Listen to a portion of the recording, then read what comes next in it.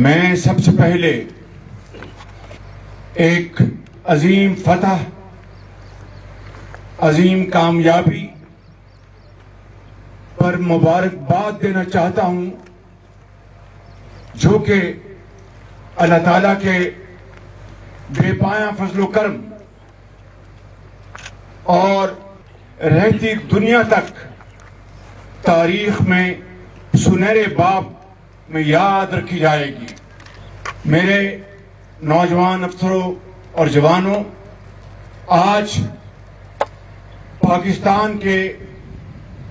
24 کروڑ عوام کی جو عزت آپ نے بڑھائی اور پاکستان کا جو وقار بڑھایا، اس کے لیے میرے پاس موزوں الفاظ نہیں کہ میں کس طریقے سے بیان کر سکوں کہ آپ نے اتنی اعلیٰ عسکری مہارت اور ہمت اور جوان مردی سے آپ نے اپنی لیڈرشپ کی پلاننگ کے تحت دشمن جو ہم سے تعداد میں کئی گنا بڑا ہے اور وہ ناز کرتا تھا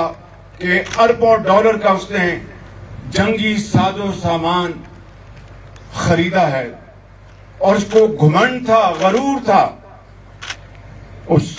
گھمنڈ اور غرور کو اللہ تعالیٰ کے فضل و کرم سے آپ نے خاک میں ملا دیا۔